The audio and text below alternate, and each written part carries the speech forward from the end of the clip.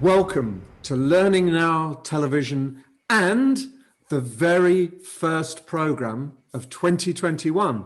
And it's a humdinger, I think. Tell us what's on it, Kate.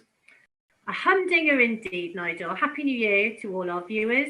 We hope you're all keeping safe and well at the moment, especially. On the show today, we've got my colleague, Fiona Lettany, talking about the brand new Fosway 9 grid for learning systems for 2021. So don't miss that. We also have Henry Stewart, friend of the Learning Now TV family, talking about his new senior leadership apprenticeship, equivalent to master's level and covered by the apprenticeship levy. So some really great stuff coming out of Happy there. And we've got Joan Keeble and Jane Daly talking about new research from the e-learning network, as well as our regular contributors. So phew. Phew indeed. Well, Happy New Year to everyone as well, and Happy New Year to you, Kate. One day we will meet, Kate. One day we will meet. Perhaps 2021, maybe 2022. It would be nice. So there's always hope. Enjoy the show.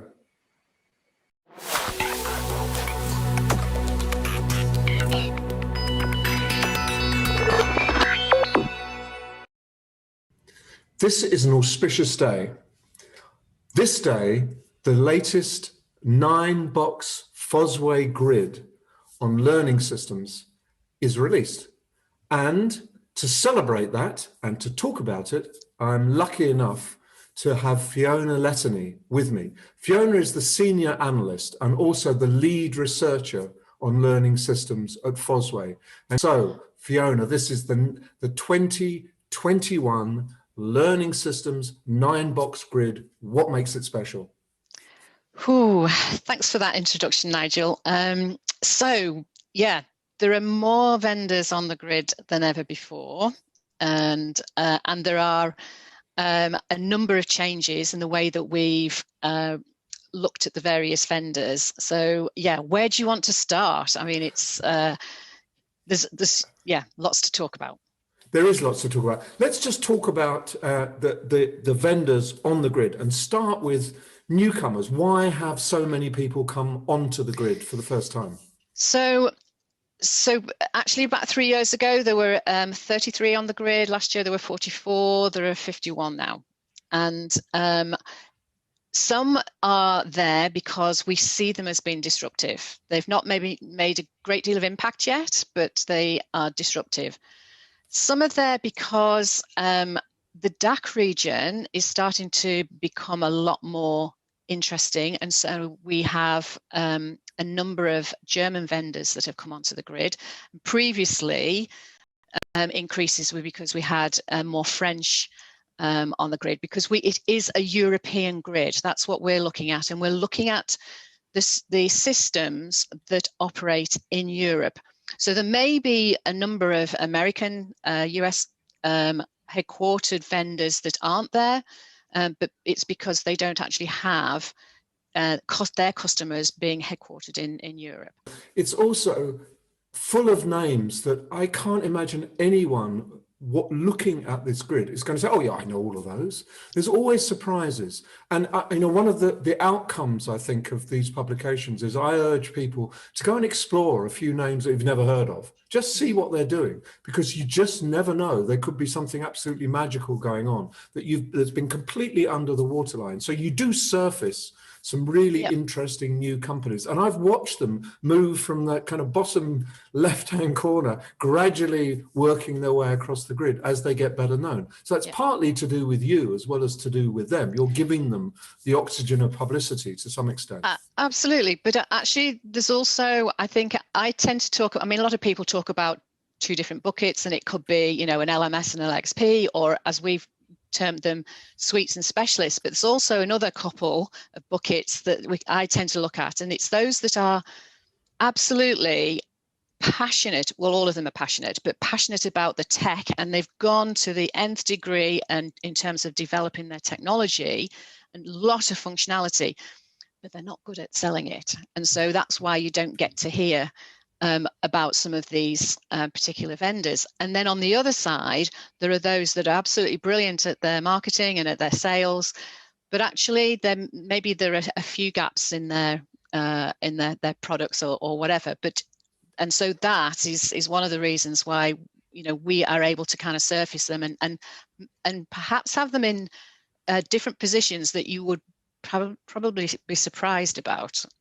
So yeah. Can I just follow up? Because the other feature I've noticed of 21 is that a number of specialist organizations in 20 have now reappeared in the grid in 21 as suites, i.e. offering a range of services. Now, is that a response to market? Is that reconfiguring or acquisition? How is that happening? It's a notable feature, I think, of 2021. Absolutely. And it was kind of expected, because, I mean, when we talked about, you know, the LMS and the next gen learning environment piece, we were always saying that, and we talked about having them on separate grids, but, and it was David Wilson that said this originally, and quite a number of years ago, that there was always going to be the backfilling of the LXP with the LMS functionality, and all the LMSs were going to be adding an LXP layer. So we were kind of expecting that to happen. And then last year we separated it into suites and specialists, and some of the specialists who maybe were next gen or even you know, LXPs, have seen that, particularly in the mid market, a lot of those buyers cannot afford more than one system. They can't budget for more than one system. And so it's their customers that are saying, can we just have a bit more of this particular functionality or that functionality? And so they've opened up, and where they've entered the market in a disruptive way, with a particular focus or specialism, they've actually backfilled with quite a lot of the functionality that most organizations require that have the mandatory and the compliance training. So that has, then we've looked at them differently and said, actually, I can't, you know, they maybe do have a focus, but they don't necessarily, they are a suite and they can deliver a lot more functionality. And yet there are still specialists that absolutely say, we won't be the only learning system. You will need an LMS as well. And by the way, some of them say we partner with these particular LMSs. Yes, so they're either virtual suites or real suites. So in some way, that's the direction. The other thing that I've noticed is that there have been some extraordinary leaps through the grid this year. Now, again, that seems to me to be unusual. And is it a response to the pandemic, the fact that people are investing rapidly in technology systems, or is there some other phenomenon at work that makes that shift? Great question. And I think from one of the reasons is that when we changed to suites and specialists last year, we were still using the same thought process in terms of the positioning. So one of the ways to get between the bottom and the top, so low, mid, or high in that potential, one of the specific things we look at is functionality and the amount of functionality. Well, a specialist, by its nature, is not going to have as much functionality as the suites. And so they were then, in a way, held back a little bit. So what we did for the rest of last year with the other 9 grids, and you'll see on the other 9 grids that there are specialists that are above the top line, or certainly on the right side as well. And so that was the lens that we used to do the analysis this year as well. So I always use the example of Training Orchestra, because they have no other competitors. I don't like talking about specific vendors normally, but they had been at the bottom right because of the grid for quite a number of years. And they were even there as an LMS when we had LMS in the next gen learning environments. In fact, they're not. They are a training resource management system, and they focus very, very tightly on what they do.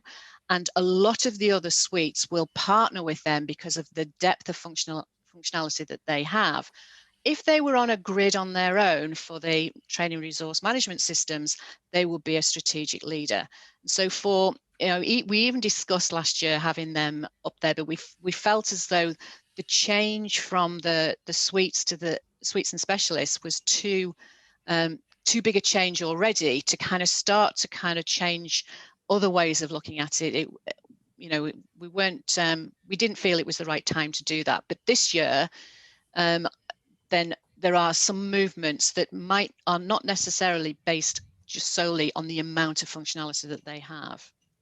Yes. I think COVID, going back to your original question, COVID has had an effect. There are in certain areas, some of the vendors have suffered because of COVID, and it very much depends on the sector that they were dealing with, or the size of the organization, the size of their organization. Some were pulling back either because they were no longer able to operate, or because the budget restraints and that kind of thing. Whereas others absolutely needed to get an online system, and therefore, particularly at the simpler end of the market, there were quite a lot of movement in that area. Yeah.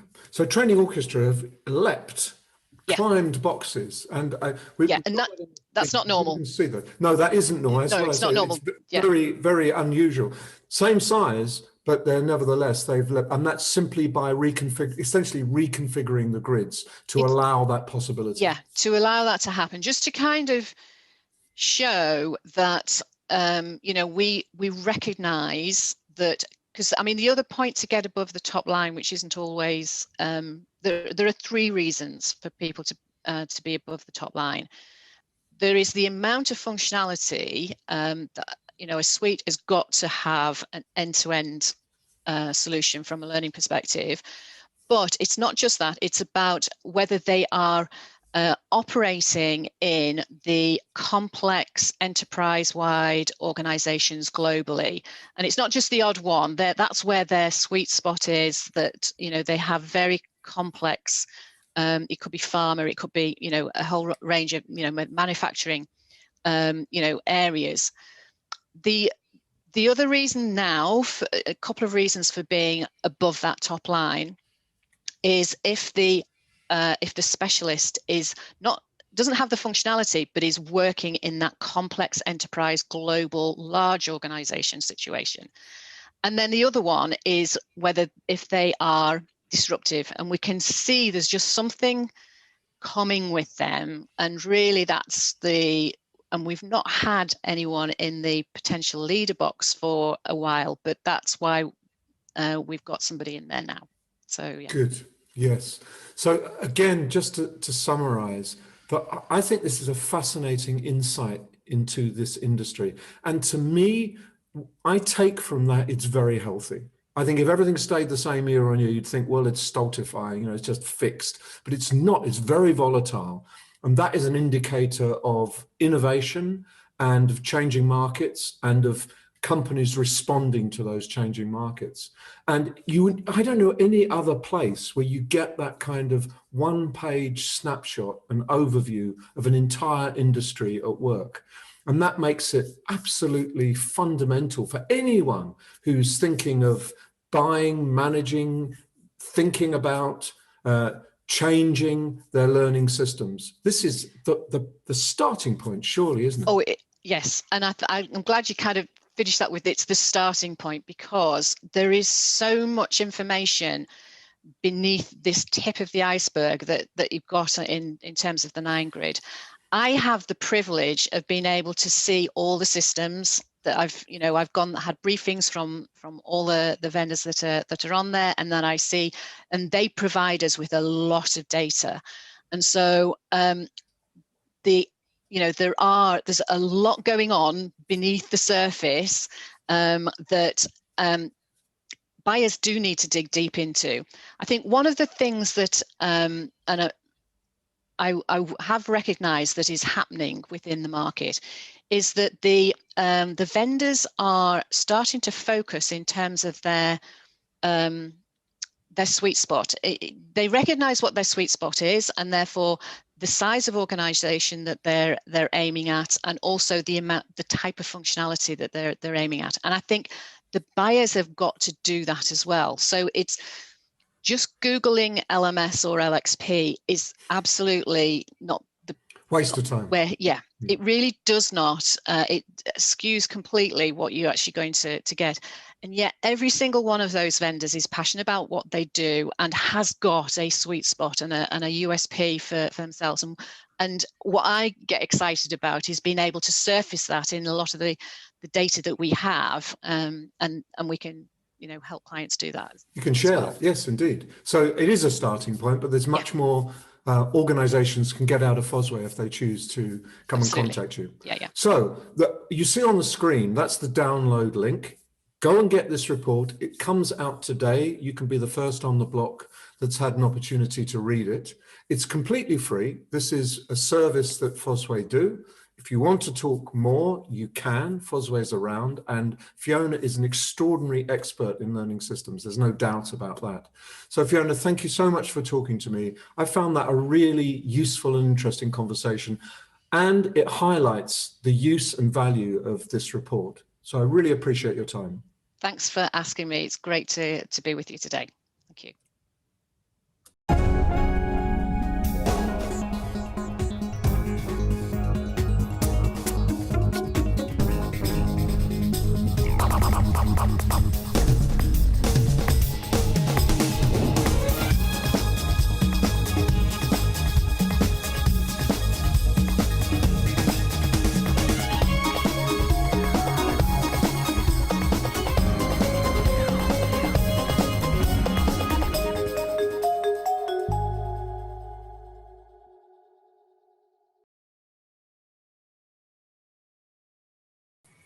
It wouldn't be Learning Now Television without our regular contributor, Robin Hoyle. This month, he's talking about confirmation bias and how it can inhibit your ability to relearn or unlearn. I'm recording this just a couple of days after the 45th President of the United States has retired off to his golf course in Florida in order to spend more time with his lawyers. Now, one of the things thinking back about the Trump presidency is to say the problem is that Donald Trump was functionally illiterate. And I don't mean that he couldn't read and write. I mean in the sense that Alvin Toffler first described when he said that the illiterate of the 21st century won't be those who can't read and write. They will be those who cannot learn, unlearn and relearn. And one of the problems for Trump, it seems to me, is that he was incapable of unlearning. He couldn't work out why the skills and the behaviours and the characteristics which had got him to the position of being elected president were no longer the skills that he needed when he was actually occupying the office. And it seems to me that one of the reasons for that was his confirmation bias. Now, confirmation bias basically says that you have a set of beliefs, and those beliefs define you in some way, so much that you seek out evidence which bolsters those beliefs and ignore any evidence which might contradict them. So you're actively seeking to consistently shore up your position, shore up your beliefs and your values to make sure that you're okay. And to a certain extent, we all do it. But if we want people to unlearn, as Toffler talks about, then dealing with confirmation bias is part of our responsibility. We have to help people to confront the fact that they are looking for evidence for things to stay the way they are, to be the same as they've always been, to reinforce their existing beliefs, practices, the way they behave, the skills that they deploy in certain circumstances, regardless of the evidence to the contrary. And so it seems to me that if we want people to unlearn, and very often we do, then we need to confront the fact that they've got to deal with their confirmation bias. And indeed so have we, because to a certain extent we all have to deal with confirmation bias. It is something which defines us. It helps us to be the person we are, to have the connections and the networks that we work with. There tends to be a shared set of values, a shared set of beliefs. If those are no longer fit for purpose and there is evidence to suggest that that's not the case, it's very difficult to set them aside because we feel we're losing much more than just a certain skill set or a way of doing things. We're losing part of our identity. And of course, one of the ways that Trump's confirmation bias was constantly fed was via social media. And we've all been using social media, and we all do use social media, and either it's an echo chamber where everybody agrees with us, or it's a bear pit where we just get to slag off people who we don't think we do agree with. So nothing changes. We don't move our opinions significantly because we've read something on social media, or at least that's my take on the evidence that I've seen.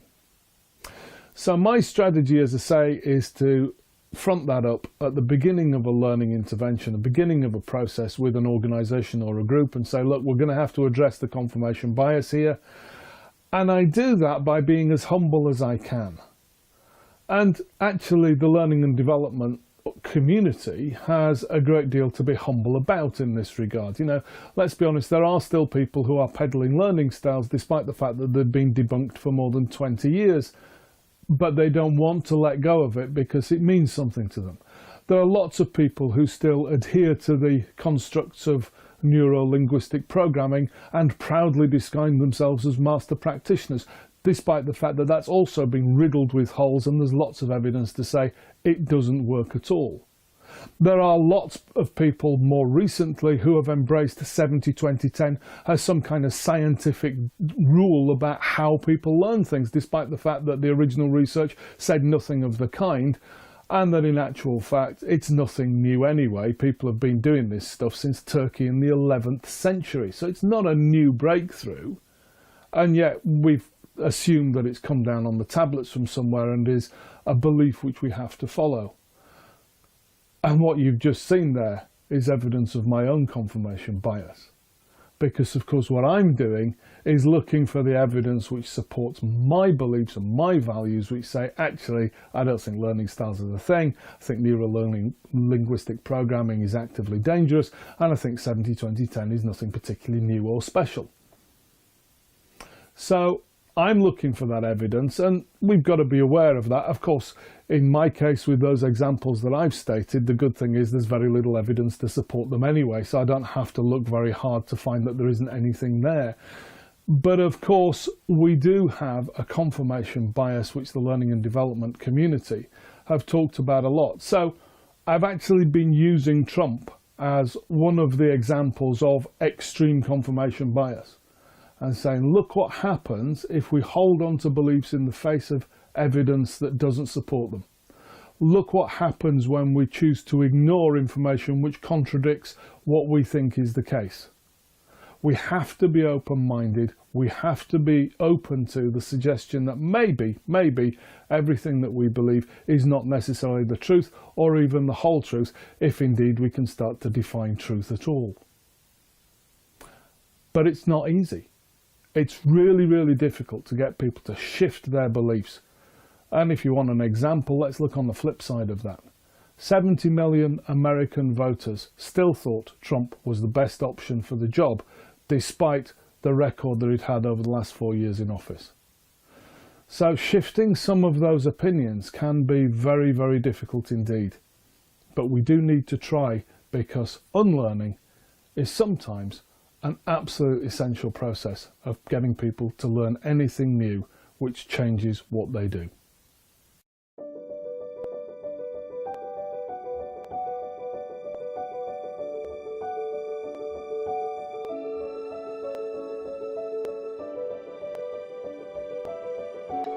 Maybe we'll do that later. Hey, so you can see this is just like using a whiteboard in a classroom.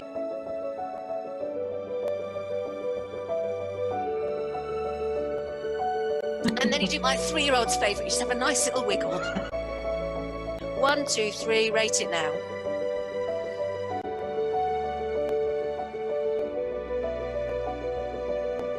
A really quick question, you might want to answer this later. You see, I love this.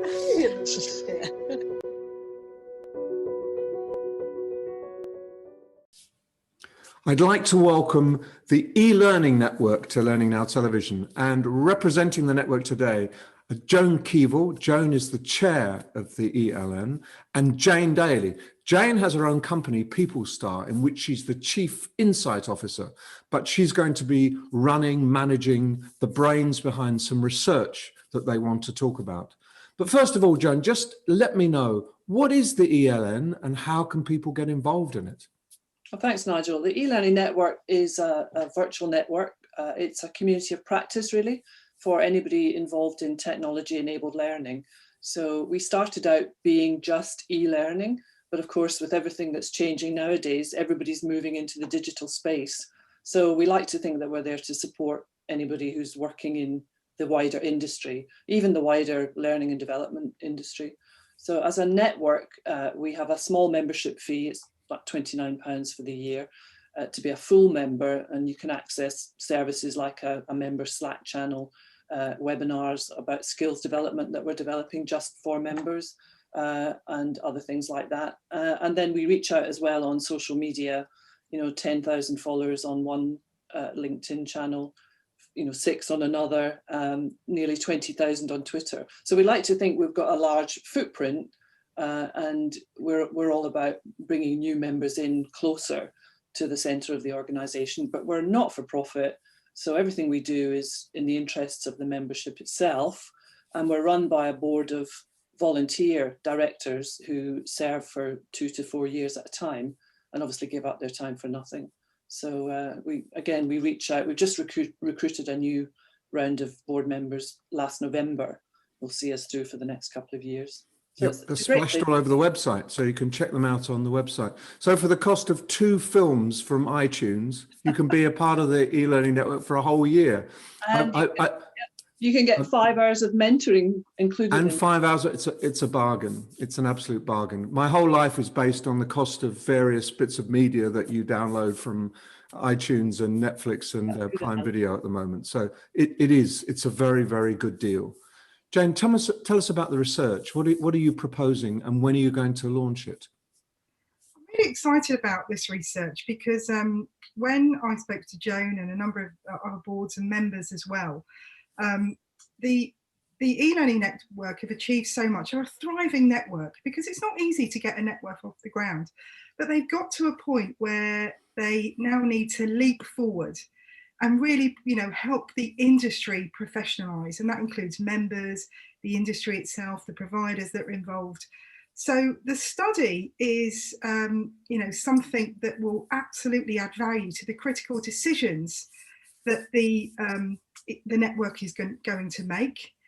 And we're kicking off a longitudinal study. This is backed in behavioural science. So we're going really deep, and we're looking inside the network, we're looking outside the network, and we're going into all sorts of different places to bring in multiple areas of insight in, so we can set a baseline, and then from that point we'll move on. We kick off the study on the 18th of January, and it'll be open for 4 weeks, and we absolutely need people to get involved in it.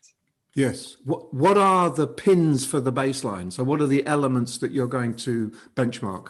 So there's 6 areas we're particularly studying. The first area is of course demographics, who people are, whereabouts they are, who are they? And then we're looking at their personas and socionas. So, who they are, and they've done a little bit of work themselves, the network, but I'm going to build on this. But it's also how they socialise, which is incredibly important to the future of work and how we support the future of work as industry professionals. We're also looking at movement, mindset, we're looking at mastery, and then there'll also be some very specific e-learning network things that are, that are unique to that network. So those 6 areas are the areas of study.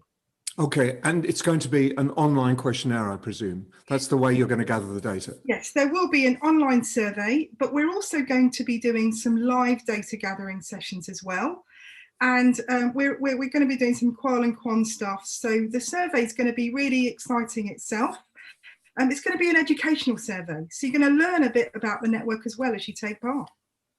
So in other words, what you're doing, in some ways, you're reaching out to also bring people in. You're trying to reinforce and establish the network as a home from home for people working in L&D. Is that a fair assumption?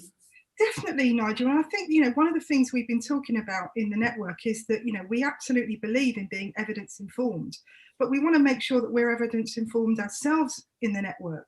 So encouraging other people to do that, we want to make sure we're role models for that.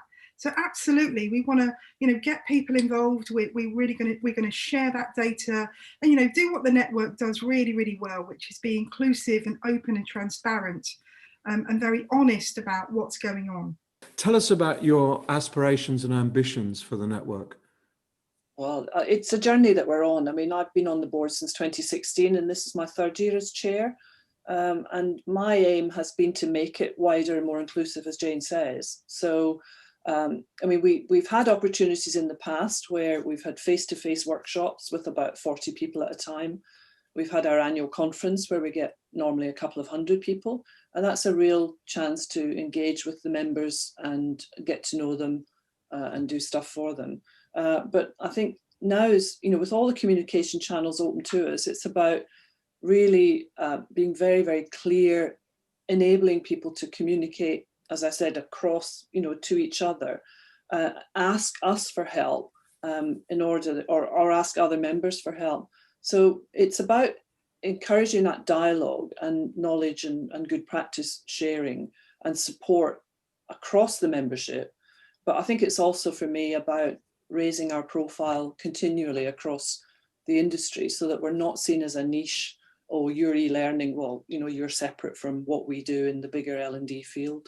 Because I think, you know, it is that, it's a whole mixed bag now with all, especially with all the challenges we're going through with the pandemic.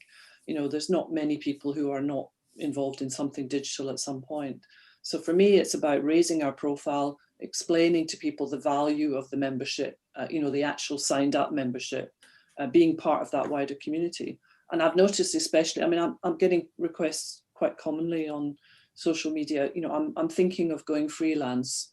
What do I need to know? Should I do it? You know, should I take that step? The whole industry, you know, the whole employment business is all changing and people need support more than ever. And with technology changing so fast, they need to develop their skills faster, I think, than ever before. So we want to be a conduit for that, to just make it easier for people to tap into a knowledge base or a support community who will kind of hold their hand through this difficult transition period. Yeah, and this survey is a way of just understanding more clearly what's going on. So you're getting ad hoc information. This will get you some valid data, you know, qualitative and quantitative, about that. What are your hopes for numbers, Jane? Is it going to be valid with 100, or do you need 1,000 to really make it make sense? I mean, for us, you know, we would love to get, you know, between 150 and 300 would be our, you know, that's our goal for this. And with the, you know, the network itself has got an incredible reach, but we also are looking to go wider than that. So for us, those are the numbers that we're targeting. Good. Okay. And I hope that this interview helps promote it. And you can see on the screen the link. And I would urge everyone to click on that link and participate. It's not a huge burden to participate, but you make your contribution in trying to understand some of the issues, the tensions, the changes that are going on at the moment that Joan so articulately explained. Thank you both for talking. I found that very, very interesting and useful. I really hope this is a powerful, continuous survey. It's longitudinal, as you said, Jane. This isn't just a one-off. This is a benchmark for moving forward and tracking the ebbs and flows and the changes within the industry. And someone should be doing that. And there's no better organization than the e-learning network. So thank you both for your time and the very best, and let's hope 2021 is a great year and a lot of people put their hands in their pockets for that £29 and don't hire a couple of movies, but invest it in their own learning and their own networking. So it's a pleasure talking to you. Thanks, Nigel. Thank you.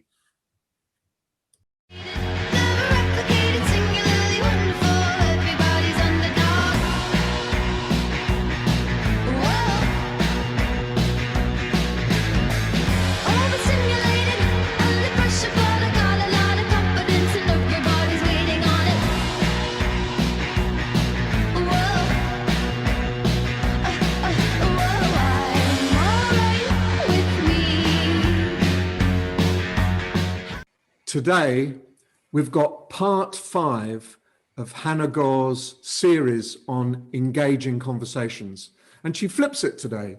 This is the last part, and it's all about you and your role in having those engaging conversations. Well done for that series, Hannah. We really appreciate it. It's been very, very useful. Fantastic. And highly informative.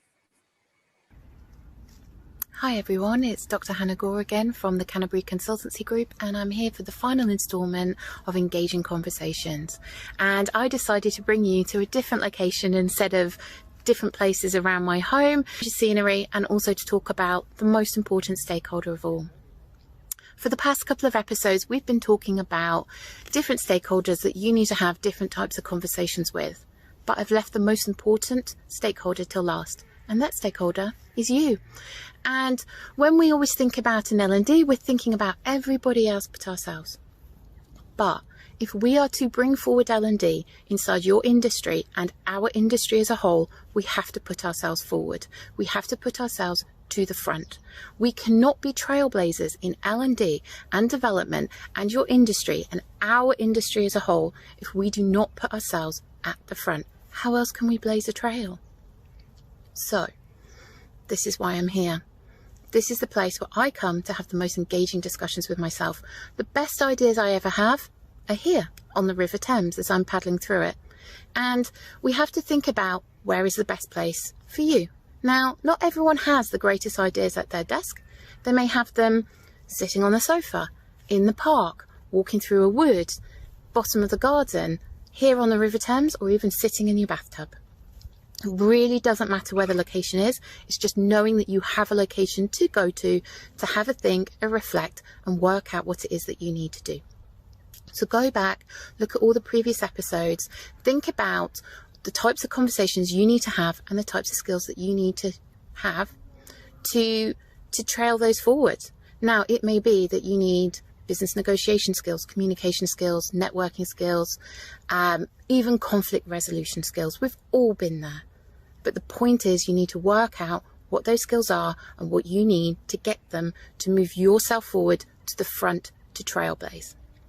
So for me, I paddle here, I come up with some really great ideas. That's really important to me. And so you have to find your space. Then once you've found your space and worked out what it is that you need to do, have a moment to discuss it with people. Now, this could be a partner, a family member, somebody inside your organization, someone inside your department, someone inside our wild and diverse, fantastic network that we have in L&D. They're all over in Facebook, in Twitter, in LinkedIn. Find your people, have a discussion, soundboard, and come up with some really great ideas. If you're ever stuck, please Google me, Dr. Hannah Gore, find me on LinkedIn. I am more than happy to have a discussion in how to bring everybody forward, because we have to look after each other. We're in this together and we need to bring ourselves forward one by one. So, hope you found the mini-series interesting. If you have any questions, please drop me a message. I will always reply. Meanwhile, I'm going to continue on with my paddle. Take care of yourselves and I'll see you all again very soon. Bye. Our learning experiences unlock potential, transform the performance of people and organisations, and help millions around the world build happy and successful careers. We change lives with evidence-based learning that works, sparking real change for real impact.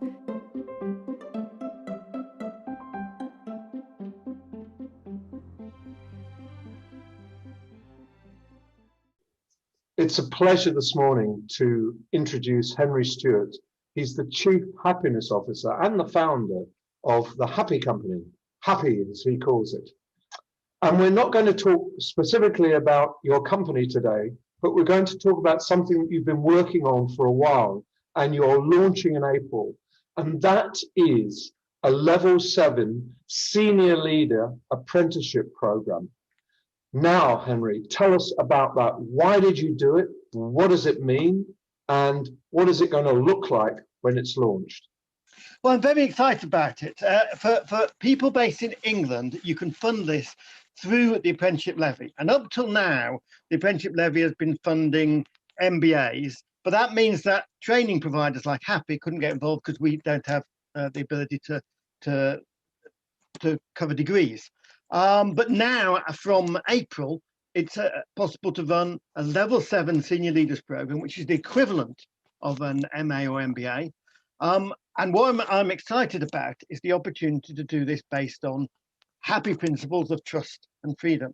Because a few years ago, I sat in the audience before an array of MBA deans, and I asked them, why is it that you focus so much on finance and strategy when it's actually people that are the real crucial element of a business?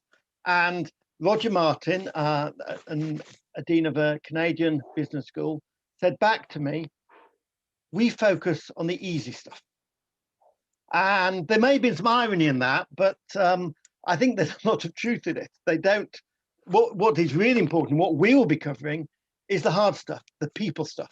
How you build a real culture that enables people to perform at their best. So this is going to be for people in work, and they're going to have to spend, I think, 1 day a week equivalent on the program. So it's a serious commitment over 2 years, I believe. Is that correct? That's correct. It's a 2-year program, and a requirement of being funded by the apprenticeship levy is you have to spend 20% of your work time on it. But that's actually, I think, quite a good thing, because what we're talking about is cultural transformation. It isn't about just some academic study. It isn't about going away from your work and doing something else. It's about taking all the things that you learn, whether it's coaching or whether it's strategy or whatever it is, taking the things that you learn and putting them into practice in your workplace. And in fact, 50% of the whole program is based on a project that you will implement in your organization. So there are a number of teaching modules, if I can use those slightly old-fashioned terms. It seems inappropriate, but so basically a bunch of teaching modules and then a project that you implement. But tell me about the modules. They're not like a normal academic content that you sit and take notes in a lecture, are they? How's that going to be organized? They're certainly not. And inevitably, they will initially be online when we start in April. But they will. We've got really great at making Zoom truly interactive, so you can get together in breakouts, so you can discuss the concepts. It will be based on the knowledge, skills, and behaviours that are required by the Institute of Leadership Management Level 7, because that's what you'll be getting. You'll be getting a Level 7 diploma from the Institute of Leadership Management, but they'll be based around how do you create real trust and freedom? How do you create a true sense of autonomy in your organization? How do you create self-managing teams? Because what we'll be getting in is speakers, and what we'll be going to visit is organizations where they're really pushing the envelope on how to create truly innovative cultures. And that's what you'll be learning. You'll be learning from them, and you'll be learning from peers who are also embarking on that kind of journey. And if you look at the titles of the modules, cultural foundations, innovation and creativity, building empowered teams, that's exactly what you've just been describing. This is a focus on making organizations healthier, more people-centered, and therefore more functional, more successful, and we hope more profitable. But you haven't forgotten finance. There's one module which is financial acuity and agility. So even the core is there in terms of what you might understand as being an MBA. The core is all there. The strategy is there and the finance is there, but they're done from a different perspective. Like one of the elements of finance will be going beyond budgeting and looking at how you could get away from that annual cycle of budget meetings. We'll be exploring organizations like Handelsbanken, where they are the probably the most effective bank in Europe over the last 40 years, and there's no budget. They work on metrics. Or we'll be looking at Buurtzorg, which is a care organisation in the Netherlands with 14,000 people, where they haven't had a management meeting in 12 years. And what they work is in teams of 10 to 12. And because they haven't got that huge management overhead, they're vastly more efficient and more, well, they're actually social enterprise, but effectively more profitable.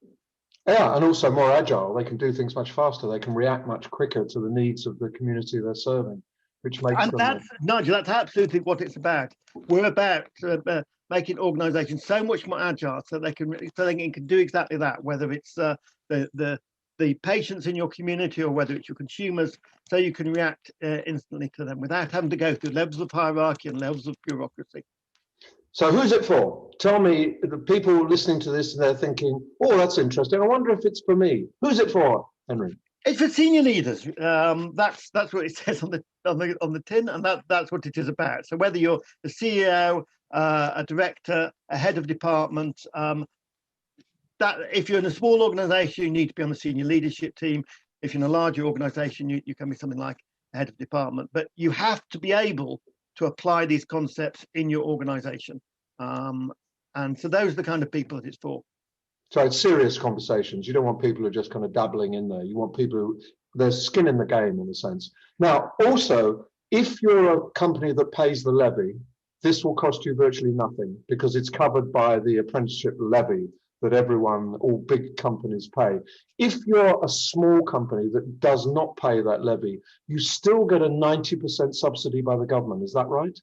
Well, even more, 95%. 95%, wow. So basically, you're going on a £14,000 2-year programme and you're paying £700. Yeah. Which is pretty good value. There's a lot to like about this, Henry, and if I were an organisation that wanted some serious engagement with my senior leaders and to move them to the next level, and to do that either free or virtually free, there are few better places to look, I think, than this program. So let me just reiterate: it's called the Happy Level 7 Senior Leader Apprenticeship Program. It's validated by the ILM, so they're the ones who will issue the qualification at the end. Master's equivalent level qualification. It starts in April. The first cohort starts in April. You still have a few places. So that anyone who's interested, look at the crawl on the screen and get in touch with Happy as soon as you possibly can.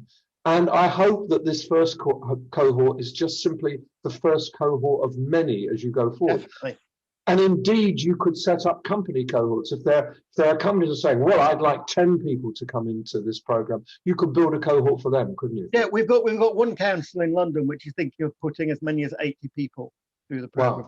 Wow. Because they've adopted a whole new set of values based on doing new, on passing over the power, on leading with heart. And they feel that this absolutely embodies those values. So yeah, we can do it for single companies, definitely.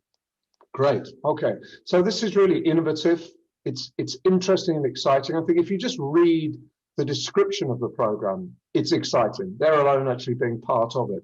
And you get not just to talk about companies, you get to visit when we can, you get to actually visit these companies and meet some of their staff and hear it from the horse's mouth. So there's a really visceral element of this program, so that when you're implementing whatever you're implementing in your own organization, it's based on real knowledge, real experience from the people who've actually done it, all masterminded by the very same Henry Stewart who's in front of me. So Henry, thank you so much for letting me talk to you about this. I think this is fascinating, exciting, and I wish you the very best.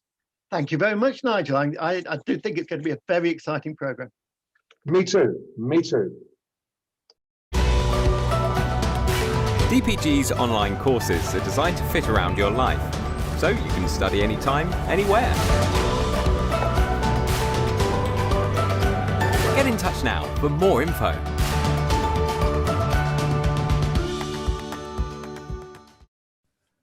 Usually at this point in the program, I invite Martin to share a new research report with us that someone else has written. It's rather different today. What we're going to do is announce our first LNTV impact survey. Martin, tell us, what's this all about? Well, thanks, Nigel. Well, we've got this newly created survey and its proper title is the Learning Impact Index. And what we thought it would be good to do is to have a look at impact and what that means in learning. So we're going to look at 4 areas. We're going to look at the personal, professional impact that you bring in your organization. We're going to look at the team impact, what the impact is of the learning and development team.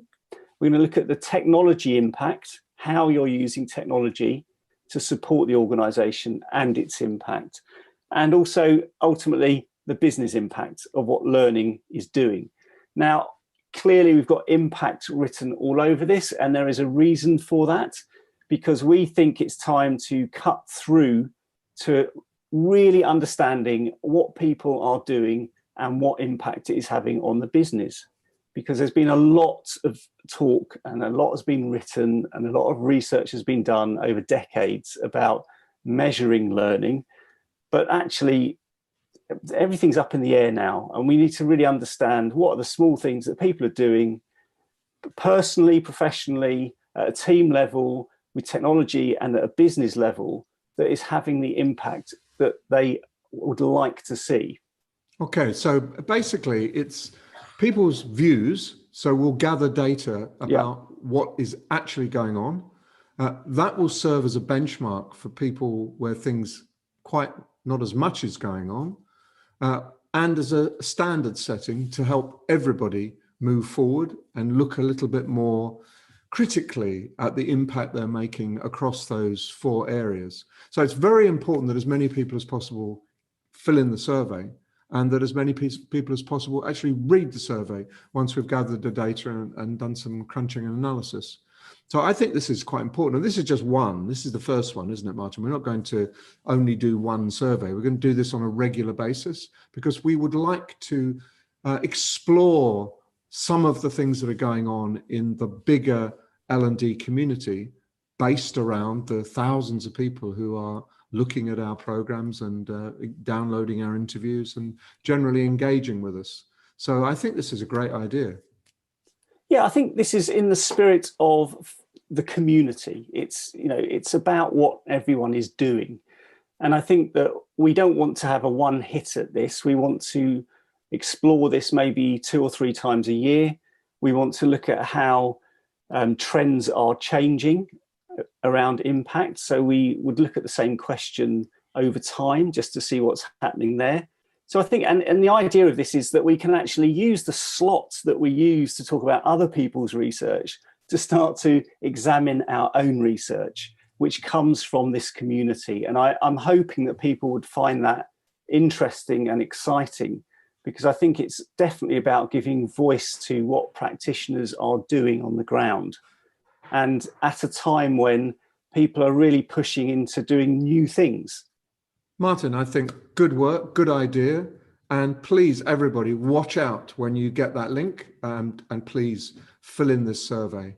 I think you'll enjoy reading the results just as much as we'll enjoy seeing what our community really does in the real world and the nature of that impact. And I hope it builds a body of evidence to show that not only L&D is changing, but L&D is also making a difference. So Martin, thank you so much for that. That was a good conversation. Thank you.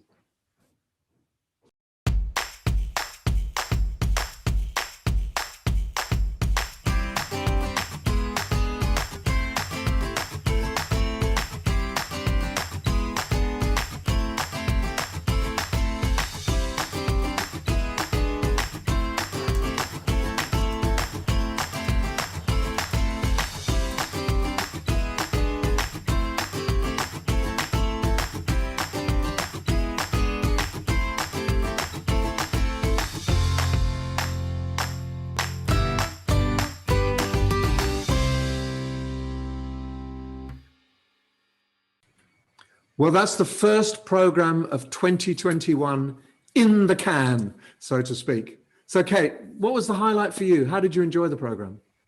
Well, obviously, great to be back in the new year. I mean, obviously, I'm very close to the new Fosway research that's come out. Obviously, we make all of our research and our reports freely available. So I hope that people will go to fosway.com and visit that. And obviously, you know, you said that we always remember that it's about Fosway holding a mirror up to the market. So I hope that that is a useful mirror and gives buyers and consumers of this stuff an opportunity to, you know, kind of cut their way through, navigate their way through the quagmire of, you know, what is a massive market.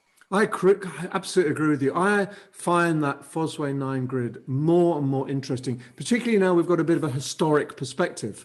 And looking at the difference between the 2020 grid and the 2021 grid is a revelation. There have been some real movers and shakers, literally moving straight the way through the grid, you know, up about 4 squares, and also just the newcomers. You know, it's a very vibrant marketplace, and you just get that at a glance. Plus, there's some in-depth analysis. And don't forget, everyone watching, today is the day it was launched, and you get to hear it at Learning Now TV first.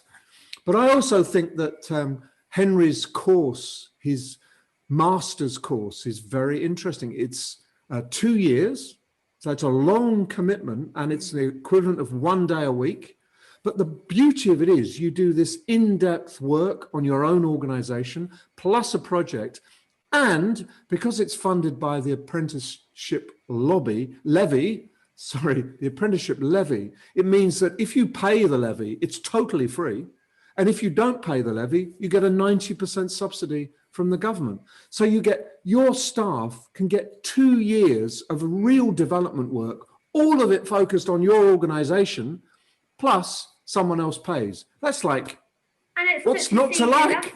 Yeah, and at such a senior level, I think people, yes. They hear the word apprenticeship and they think junior, but, level 7 and being master's degree to a master's is like, that's no joke. So, and I've looked at the cost of MBAs, they're 40 grand, they're majorly expensive, but to have something like that, that's so practical, and any organization putting someone through that is just going to get so much feedback and so much rich reflection from that cohort over the course of 2 years. Plus you get to go on visits. That there are a number of key industry visits, not just in the UK. One in Wales, Kate, and they're going to Holland as well. Plus the rest of the UK. So you get to see and hear from the horse's mouth, really. It's not just all theory. It's really intensely practical. Anyway, great. Both of those items, very important and very useful. What's coming on, Kate? What's going on in February that you can share with us? We've got some events, Nigel. Very exciting. Very exciting. So normally I would be sorting out plug sockets and stands and social media teams and all sorts of parts of the conference for learning technologies. Obviously, it's not happening in person this year, but it's your Wi-Fi socket you need now. That's what's the most important socket. It is a Wi-Fi socket you need. So stay tuned for details of the Learning Technologies digital experience. So it's not just a rerun of the summer forum. It is going to be online, but there's a German track, there's a French track, there's an English track.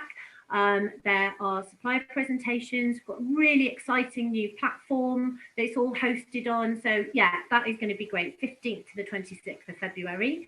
And also don't forget on the 18th of February, if you've never been to the Learning Awards with the RPI before, then now is your chance, because that is being streamed live around the world. Over 1,000 people already registered. So check out the LPI's website for that. So and I'd put a posh frock on, or I'm sure. a tie. Why not? You don't always wear a posh frock. I've never seen you anything other than immaculate. Anyway, we'll be back. Kate will be as immaculate as ever on the 11th of February. So we'll see you then.